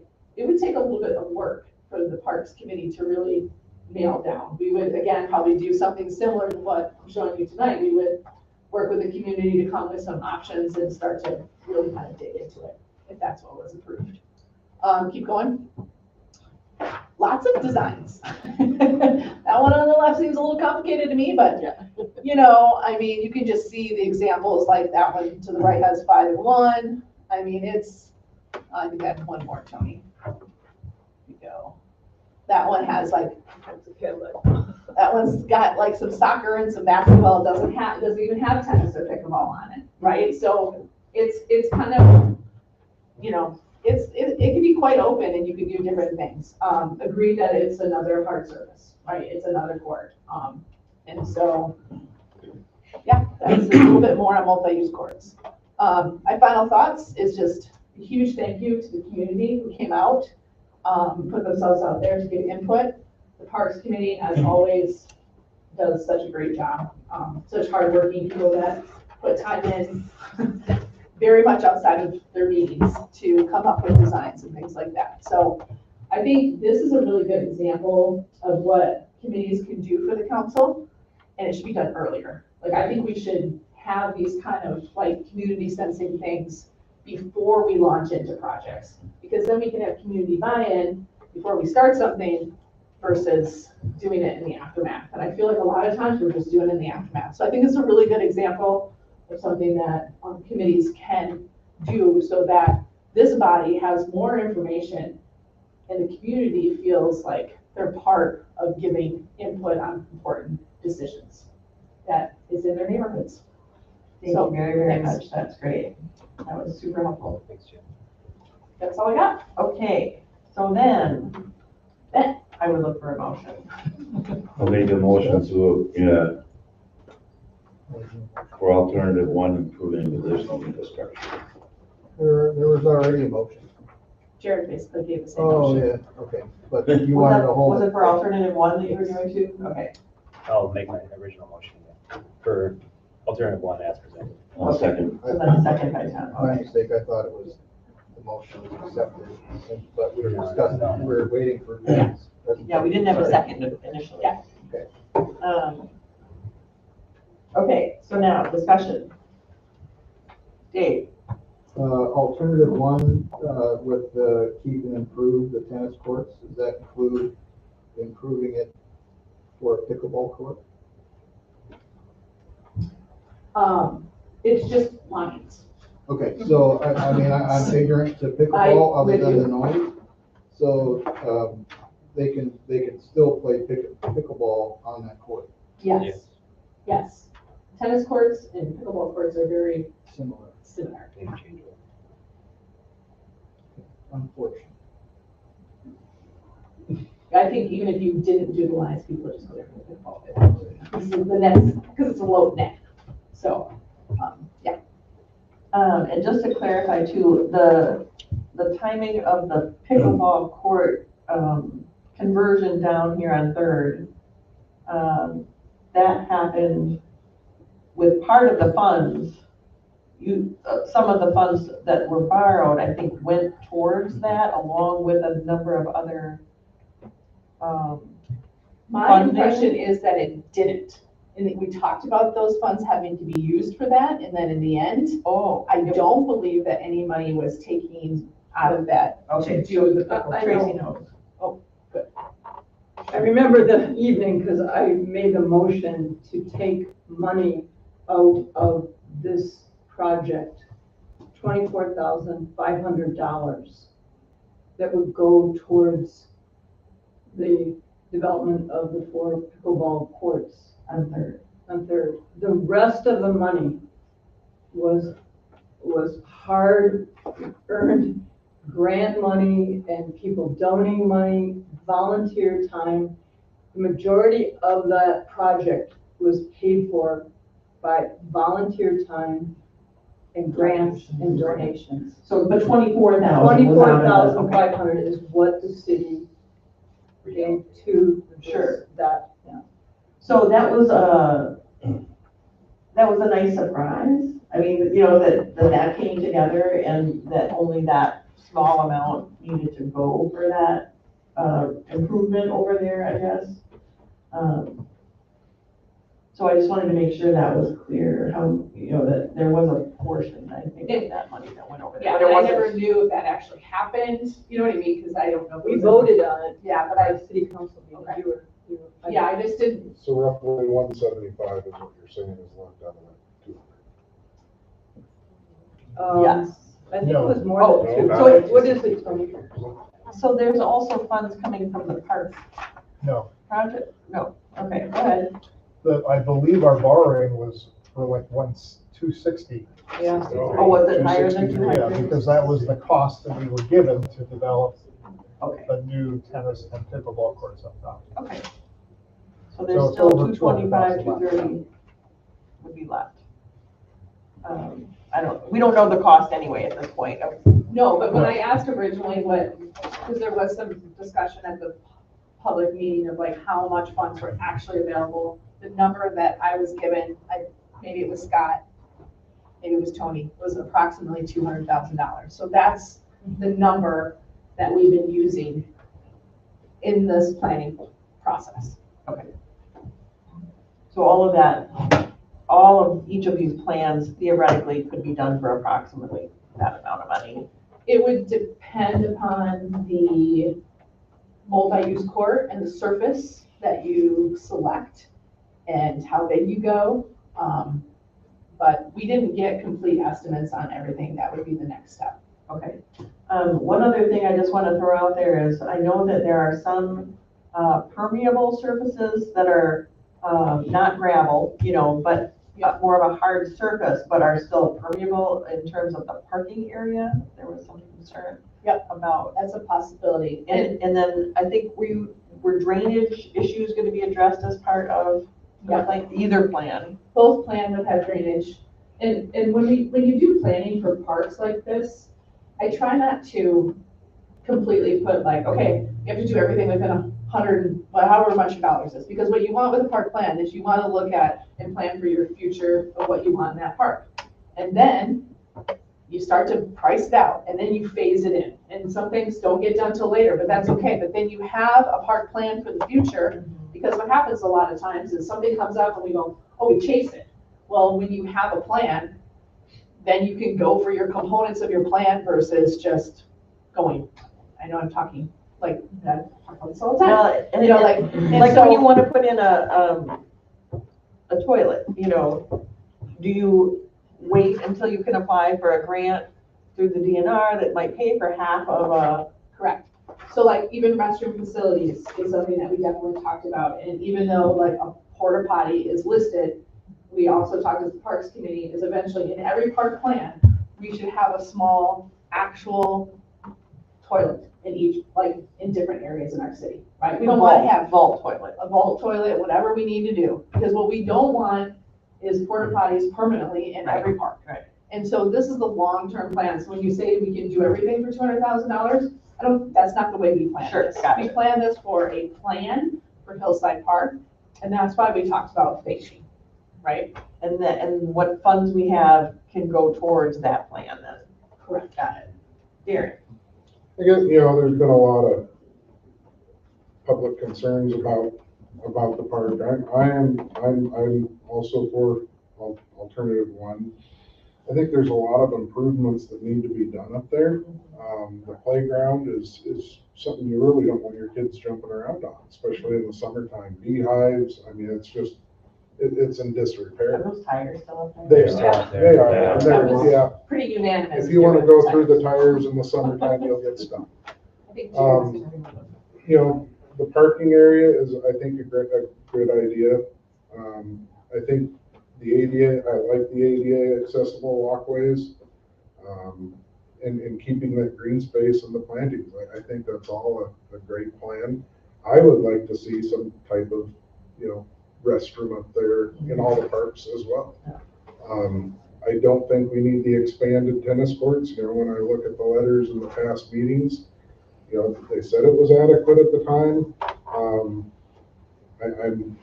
I'm not in favor of the expansion of it. I think the green space is a key thing to the residents in that area, and I guess that's my opinion. Is that green space big enough for a soccer field? It's not level enough. It's not level. Well, the level we can change. Well, I think, And the reason I ask, obviously, is because we don't have a soccer. we don't have a soccer field. There was some discussion about soccer in that area. I think that we say that we could engineer something, but it's also all sand. It is all sand. And so when you start digging For into growing that grass. hill, I think the gentleman that talked about the soils is completely right in there. I think even leveling is something that we really have to work with Jerry on. I mean, anytime we disturb anything in that area of that very fine, what's there now, you will have a pile of sand. Yeah. And so we have to be very careful unless we want to put an alternative turf, which means impermeability, which means runoff. And so I think you just have to be very careful about that. Darren and then Tracy. So I guess, I forgot where I was going with this. Yeah, I'll wait. Okay, Tracy. Oh, I do remember. Okay, so one of the questions I have, and I know you've worked hard at putting all that together, and it's wonderful, and I'm glad I didn't have to be a part of it. But I guess my question on the pricing, I just poured a concrete slab. That's extremely cheap to get a surface poured like that. But I guess one of my questions is, I think with all the improvements, just in alternative one, I think we could probably use that 200,000 up really quickly. We know how quickly money goes when you're doing engineering, well, erosion control, plantings. Correct. Resurfacing the tennis courts, putting in new fencing. But my Redoing question would be, basketball let's say if we were to do plan alternative one, what would the remaining funding do? Let's say we have. We don't know if there would be remaining. And I highly doubt there would be. But if we did not use a portion of that money, what would happen to it? Could we use it at another park? Could it be rolled into the loan payback? Yep, I think all All of the above. All of the above. Yeah. Okay. My We approved question it. rolling, if it's funds from elsewhere, is that what you're saying? Then go ahead and use those funds to support If we the have- debt payback? If we have funds left over for this project, if we don't expend the 230,000 or whatever's left, what can we do with those funds? Could we use it in another park project? I think that is in alignment with the decision to use it for a park project. Paying it back would absolutely be an option, is just not using any funds we don't use and Pay back the loan. Yeah. So I think those are viable options. Right, you're looking. Well, yeah, I know what you're saying, and at the same time, it's hard to, from a fiscal perspective, you're borrowing money to turn around and pay back money that you're paying interest on, really? Trust me, and I'm not a spend guy, I'm a not spend guy, okay? Not to anybody's detriment, okay, that make that clear, but you can find ways to use that money. I mean, we've done park projects, I've been part of projects where you can create a chessboard set, a human size. You can have the guys make the figurines and you pick them up and move around, or chess or checkers or whatever. It's a park, you can do all kinds of stuff. Well, and we have other park projects. Yes, and Absolutely. putting it elsewhere, but using it for debt payback. It's like you Thank borrow you for money that. just to pay the bank and interest, and don't do that. You know. And you're right, you probably will use the money anyway, somehow. Tracy and then John. With the basketball court, I guess I'll say I really in favor of a multi-use court, and not because I want a pickleball and tennis court. That first one diagram that you showed of the multi-use court, that provides a lot of opportunity for different kinds of games for people. So instead of just redoing the basketball court in one, 3 allows you to have a multi-use court, not intended primarily for pickleball or tennis, but for what you showed up there. And I think it enhances the opportunity for a lot of different games to be played for many different ages. And it may be that we just vote on alternative one, but I would like to add a vote on alternative one, because we probably don't have money for three. With the plan, like you, to advance to a multi-use court for different kinds of games. One other In the future. idea to tag onto that is in the redo of the basketball court area, which is not a full court. It's a half court. It's just that, is it even a half court? It's probably not. It would be a half court, I'm guessing, Kind in of the a 3-point redo. line, probably. It's, yeah, 3-point kind of. So that you can play 3-on-3 at least or something up there. There should be still some extra, area where you could put some of those other games on the pavement then, in the basketball court redo. Just saying, without having to do a whole separate multi-use court in the other area. So if it is alternative one, we can still incorporate some of those ideas, I think, into the basketball redo, I would think. It depends on this, there's not a lot of Space. but it's definitely something we would look at for sure. John, did you? Yes, I come from the other side of town, the other side of the tracks on this discussion. Basically, I like alternative one. I think things need to happen up there at the park. I've driven around, looked at it. It would be good to have some things up there. What bothers me, is the fact that there's $200,000 kind of looking like it might get spent on putting in a multiple-use court. This is, I'm not sure it's needed at this point. The timing's terrible because we just received from a lot of the merchants and the people living up and down the street here on Highway 13, the tax bill or the bill for paying for the laterals. Could we use any of the extra money for helping out some of the people that really get in trouble or are in trouble right now and paying back those lateral bills? Some of us are not in bad shape, we can do it.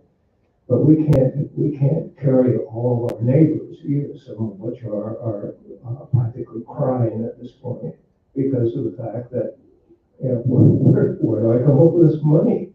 I mean, it's just kind of one of these things that. So to answer that question, we voted for specific use for that loan. So I don't believe we can use those funds for a different purpose at this time.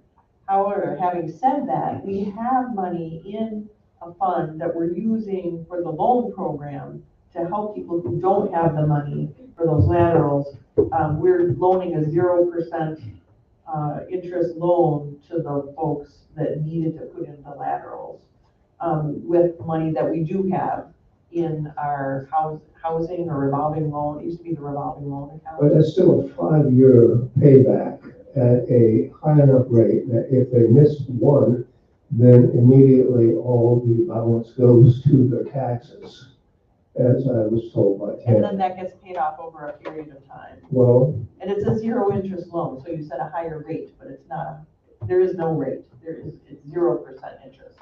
Well, I get that, and I understand it, but a grant goes to put in a pickleball court and a multi-field area for tennis and things, whereas we don't have a grant that goes in necessarily for people who are suffering, basically, with the idea that they have to pay back their laterals that came from the construction of the highway that was shut down basically everybody for a year anyway.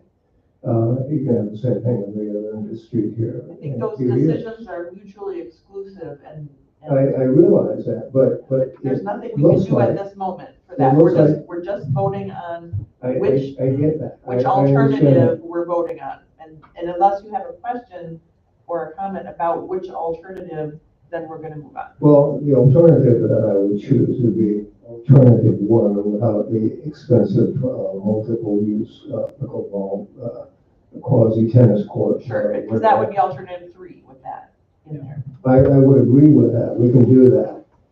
And I'm just, I would like a little bit more of a discussion that Randy would be willing to deal with this with me. Because people are coming. On the laterals you're talking? Okay, so that's a different topic that we're not talking about right now. Well, that's not part of the motion. That's not part of the discussion. Right, in the minds of several people in this community, they're connected. This Just is, so you. I am following procedure in our meeting. We are not talking about that right now. Okay, I agree with you, but Randy, I think you need to at least. And we could talk about that another time, but not right now. Does Randy, anyone else have a comment about which alternative? Yeah, Jen? yeah, the only thing I have to add is, I do understand, the concern, obviously, to be fiscally responsible with dollars and all that, the multi-use court. I'd also just encourage people to think about growth and planning for the future. And so part of this park plan, again, you can be like, we're phasing this in now, later this is something we can pick up and look at. So just, I would encourage you to continue to think about, and it doesn't have to be approved, alternative one, but thinking about alternative, the multi-use court is something, it's like it's a long-term park plan, right? And we're gonna be doing more of these. We're gonna be doing these for Memorial Park. This is what the Parks Committee is gonna do. And it's looking at like the growth and where we want our community to go in the future. Doesn't mean we have to do it tomorrow, but, this is just one example that I want the council to think about in the future when we bring planning. It's the long-term plan for our parks. Like we do an amphitheater, so something where, we can phase these things over and then do like, hey, in 5 years, we're gonna touch it and see where we're at. So just wanna encourage us to think long-term and not just today. Thank you, Tom, and then Tracy. I can see doing this alternative one, the 200,000, if there is 230, if there's money left over. There's other parks that could use some work, like Legion Park, that could use a pavilion in there, and there's other stuff like you and I just talked about that could be done. Amenities are fine, but we're gonna have to start, we're gonna have to get beds, we're gonna have to advertise, we have to expand parks. If we want a year-round tourism economy, we have to do that. Tracy? I really like what Jen said, and I think that's what I was trying to say when I brought up the multi-use court, that realistically, we have money to do phase one, but to look at including the multi-use court in the park design for the near future, I think is really important. Instead of just willy-nilly adding a half-court basketball at the present time and putting in a few little, whatever. I think we need to do it right, and I think we need to look towards the future and include that in the design. So I'd encourage people to consider including the multi-use. So that would be alternative 3 then? Well, what I'm saying is the probability of having enough money to do 3 is probably. Regardless of the money, we're just voting on what we want, regardless of the money. Okay, then I would encourage the alternative 3 with the possibility of waiting on the multi-use court if we don't have money, with the emphasis of it not being to be used for pickleball, primarily for pickleball and tennis, like the one up there. That was very impressive. That was like, it looked fun, it looked like included a lot of different things. Progressive. Okay, anyone else on this? Dave? I think as a city, we should be encouraging pickleball outside of neighborhoods. I'm a fan of pickleball. I don't play pickleball.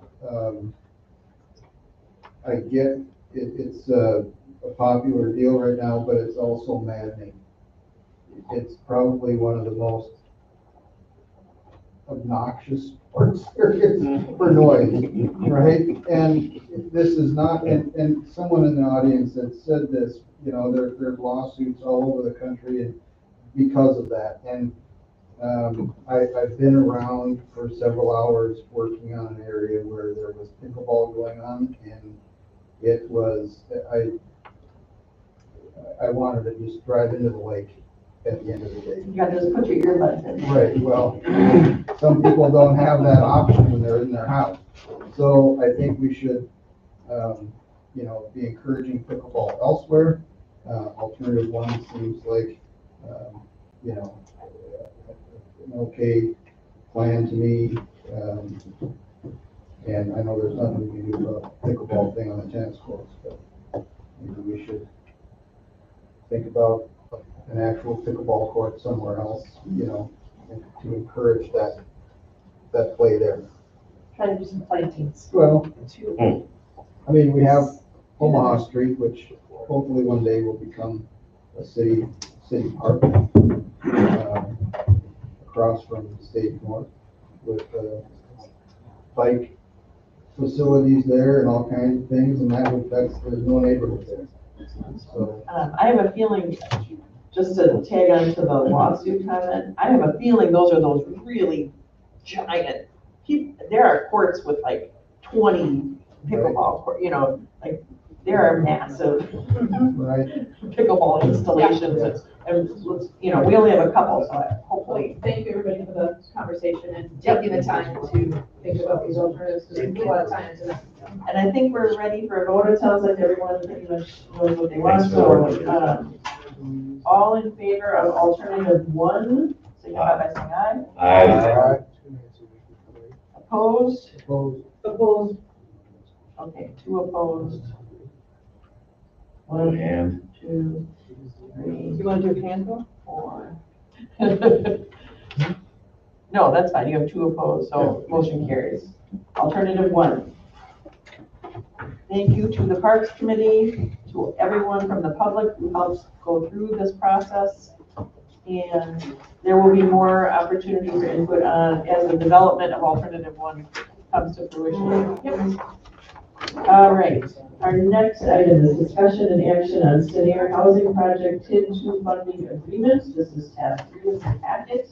This is something that we have already discussed and approved, but we needed to be official and in the form of a resolution.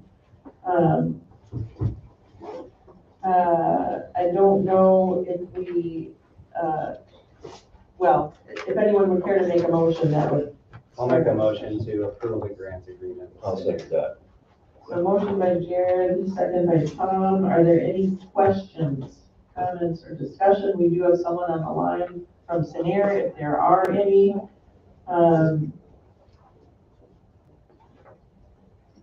This essentially is the amount of funding that was already approved by council. It just needed to be in an official document.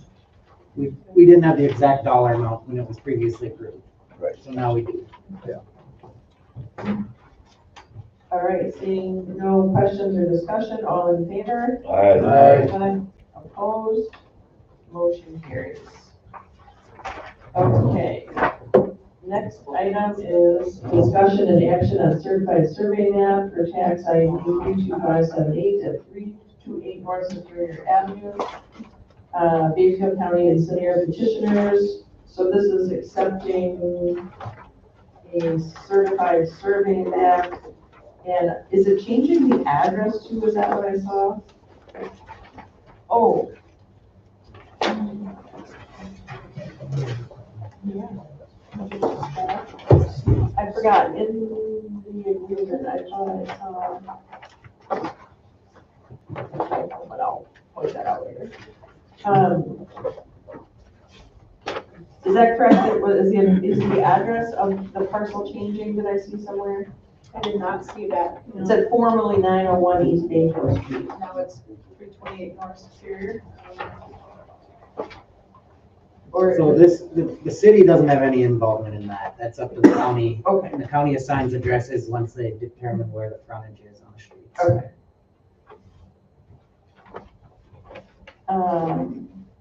So I think this is pretty straightforward. They're dividing the parcel so that there can be an additional development on the back 4 acres.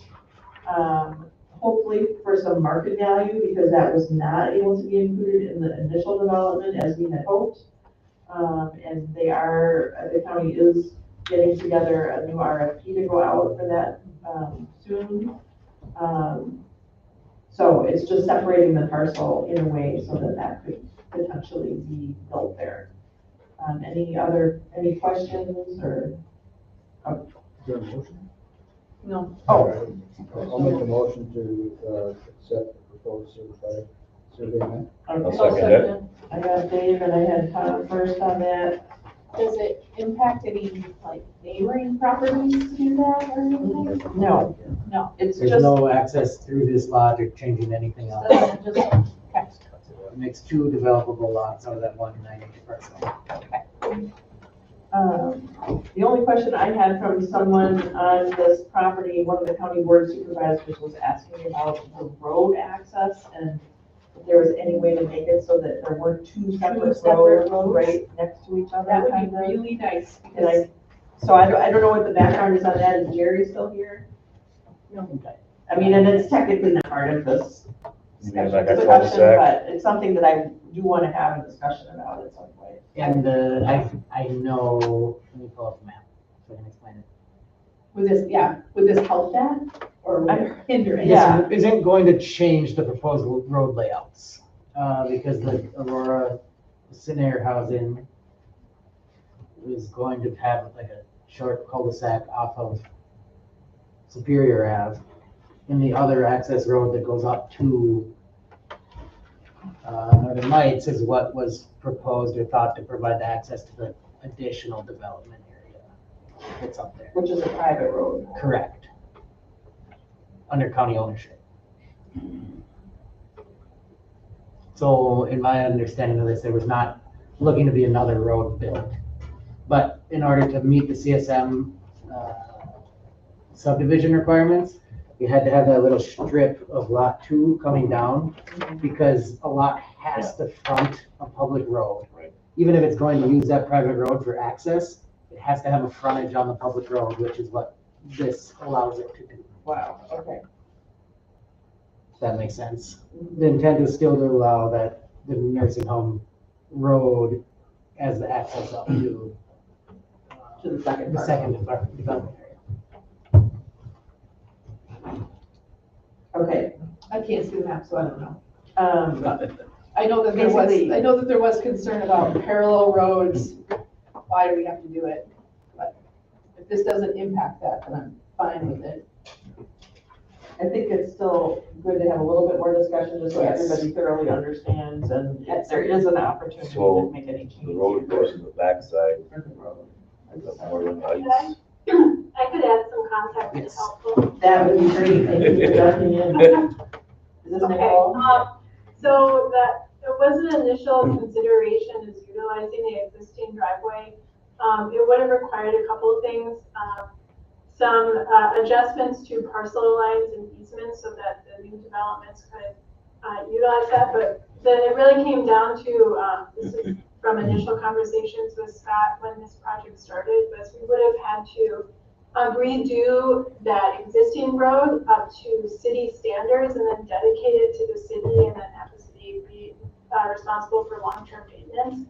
And that was necessary so that the back parcel could retain access on the public street. In the end, it determined that if we were having to construct a new, other new roads on that site, that it would make sense that we would just extend to Superior, have our own road, and maintain that driveway that the county will retain and utilize for access for the long term. I hope that's helpful. So it comes down to the fact that the city didn't want to Maintain or to replace or whatever. That's their project, their issue, good for the city, their responsibility. even though it equals having 2 roads right next to each other. And Nicole, if you can clarify too, that the proposed new road isn't going to parallel the nursing home road, it just goes off of that area. Yeah, it goes, and there's stormwater in between them, so. So if you can see, if the existing road comes right here, the proposed scenario road comes like over like this into the development. It doesn't come up this way. Okay. And then Nicole, I don't know if you know about the thought for the northern section that's being subdivided now, but my understanding is that then for that part, the county would, or this road would be dedicated to Utilized use for for that? up there. Okay. So the scenario road will come over like this, and the existing road comes up like this. And there's stormwater in between the two, like a stormwater. Yes. Correct.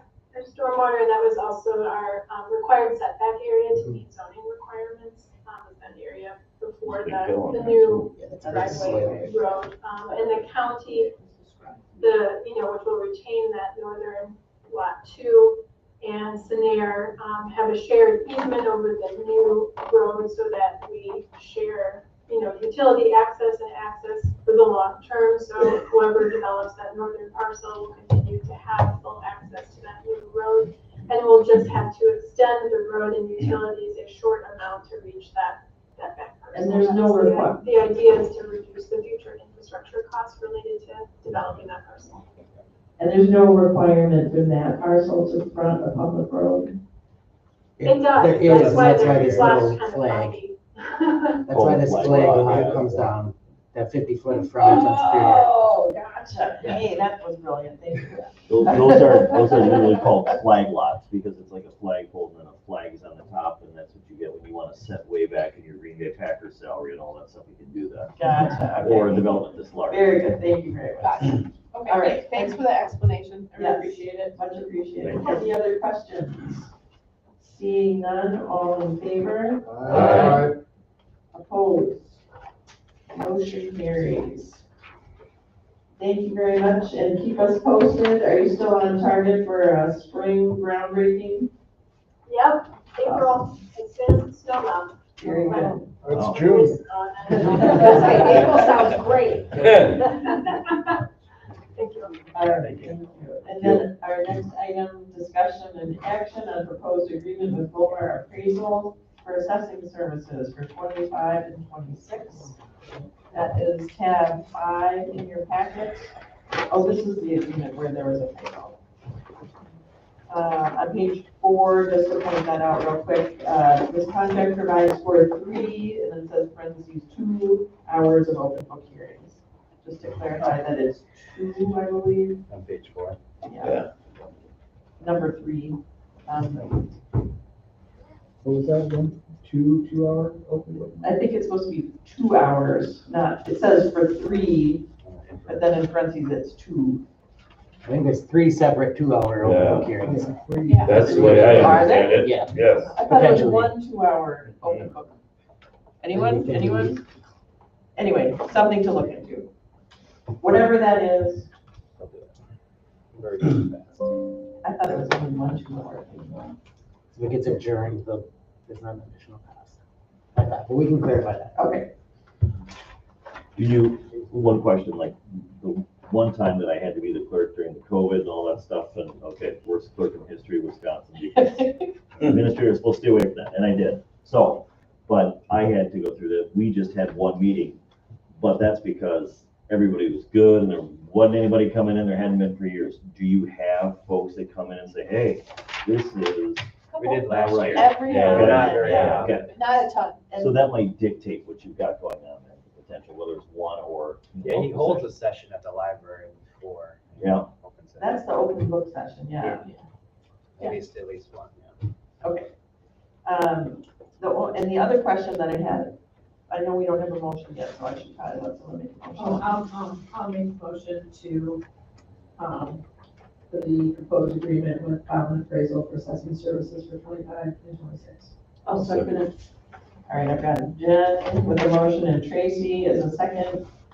My 2 questions. One is, has anyone talked with them about the issue with the TID being combined inappropriately and you remember the thing where we were supposed to have money in TID 3 this year and we don't because there was some mistake? Was that their mistake? And have we followed up with them on that? I didn't realize it was their mistake. I thought it was our mistake. I think it was there. I think Scott Rasmus said something about that, but I don't remember exactly what Tony, do he you said. know if we've had any discussion with them about I that? don't know. Okay. Do we know if it was them? I thought No one that's ever what Scott claimed said. that someone made the mistake, so I don't think we should say Yeah. that it was their mistake. Okay, so, and then my follow-up question is, do we periodically put out an RFP for this service, or are there, you know what I mean? Or do we just automatically? Well, that was gonna be my question is are we satisfied with the services? And from what I understand, we have been. Yeah, they've been really They've great been really great. in all Easy to work ways, with. other than if that one mistake was theirs. I would want to follow up with them on that. Typically, we're approving the agreement last year, like, September, October. Sure.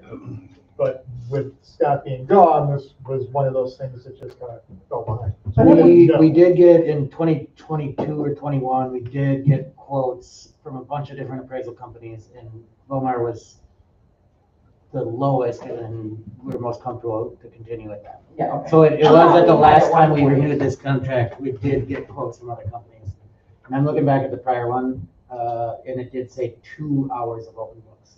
So presumably, if it's the same as the prior contracts, that should be 2. Yeah, okay. It should be 2 hours.